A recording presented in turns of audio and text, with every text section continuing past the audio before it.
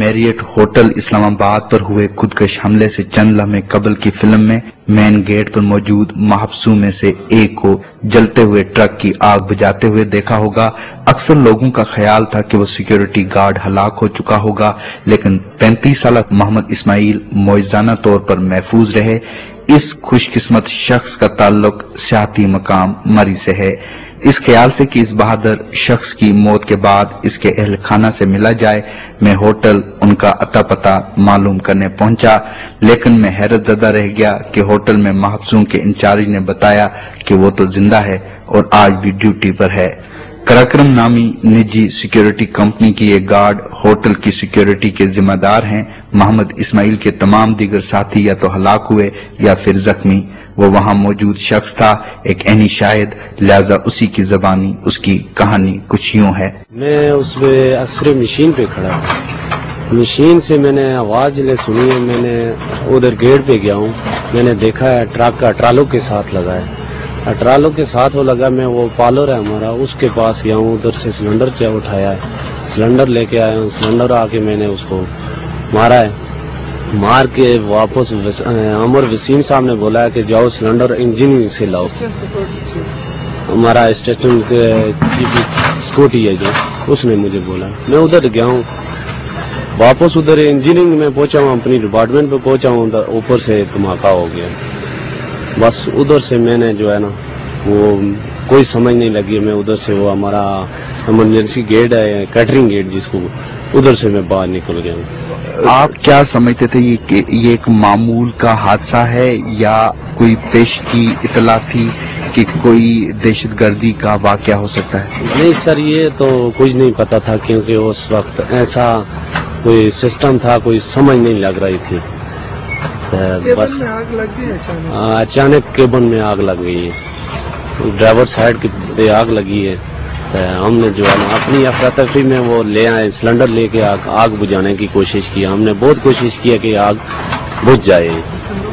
تو جو لوگ آگ بجھانے کی کوشش کر رہے تھے وہ سب لوگ بچ گئے؟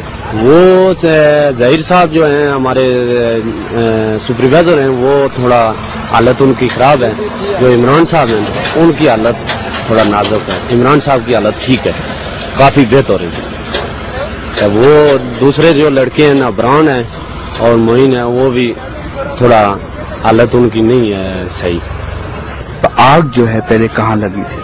آگ وہ ڈرائیور سائڈ پہ لگی ہے، سامنے کیبن میں لگی ہے اس کی، بس ادھر ڈرائیور سائڈ پہ لگی ہے، تو ہم نے وہ آگ بجھانے کی بڑی کوشش کی ہے، پر وہ ہمارے بس تو باہر ہو گئی ہے۔ تو آپ نے اپنی جان پہ کھیل کر جو ہے آگ بجھانے کی کوشش کی؟ بہت کوشش کیا۔ آپ کو اس کا کچھ صلہ ملا کسی کی طرف سے؟ ہم کو تو صلہ ابھی تو کچھ نہیں ملا، مل جائے گا، ہمارے کرنل صاحب نے ابھی مجھے بلایا ہوا ہے۔ آپ نے ڈرائیور سے بات کرنے کی کوشش کی؟ نہیں، میں نے ڈرائیور سے وہ تو پتہ ہی نہیں چل رہا تھا ڈرائیور کدھر ہے کدھر نہیں ہے، بس وہ آگے سانے کی کوشش میں لگے رہے۔ آپ نے ڈرائیور کو دیکھا ٹرک کے اندر؟ ڈرائیور کو میں نے نہیں دیکھا ہے، ایسے بات میں کیسے بولوں، ڈرائیور کو میں نہیں دیکھ سکتا ہوں۔ ٹرک کو روکنے کی کسی نے کوشش کی تھی؟ ٹرک کو روکنے کی کوشش وہ تو ہمارے سارے گارڈ موجود تھے، وہ اس کے چوردی ہو گئے تھے گارڈ کے، اپنی اپنی ڈیوٹی پہ کھڑے تھے، اٹرالک جو تھا وہ کھڑا تھا گیٹ پہ اور دوسرا گیٹ بھی بند تھا، اٹرالک بھی بند تھا، بس اس نے آ کے اٹرالک پہ ماری ہے گاڑی۔ تو کتنے گارڈز اس میں مارے جاتے ہیں؟ اس میں مارے گئے تقریباً کافی سارے گارڈ ہیں، میرے پاس ان کی لسٹ تو نہیں ہے، کوئی زخمی ہے، کوئی ڈیتھ ہو گئی ہے ان کی۔ گولیاں بھی چلائیں گی، یہ گولیاں کس نے چلائیں؟ یہ 2 فائر ہوئے ہیں، یہ کوئی سمجھ نہیں لگی ہے ہمیں کدھر سے ہوئے ہیں کدھر سے نہیں ہوئے، فائر ہوئے ہیں 2 فائر ہوئے ہیں، یہ پتہ نہیں ہے کدھر سے ہوئے ہیں اور کدھر سے نہیں ہوئے۔ لیکن جب آپ آگ بجھانے کی کوشش کر رہے تھے تو کیا اس وقت انتظامیہ کو کوئی یہ اطلاع دی گئی کہ باہر جو ہے اس طرح کا واقعہ پیش آ رہا ہے اور لوگ جو ہوٹل میں لوگ موجود ہیں ان سے کہا گیا کہ وہ نکل جائیں؟ اس کا سر مجھے کوئی علم نہیں ہے، کیونکہ اس لئے اپنی سب لوگوں کو پڑی تھی، اپنی جان کی پڑی تھی، وہ تو वो किसी को ये नहीं पता है कि क्या हुआ है क्या नहीं हुआ है। तो आपको कोई अंदाजा था ये क्या हो रहा है, या आप इसको मामूल का हादसा समझ रहे थे? अंदाजा नहीं था कि क्या हो रहा है क्या नहीं हो रहा है। तो क्या आपको ऐसी तरबियत है कि आप इस तरह के वाकयात से निपट सकें?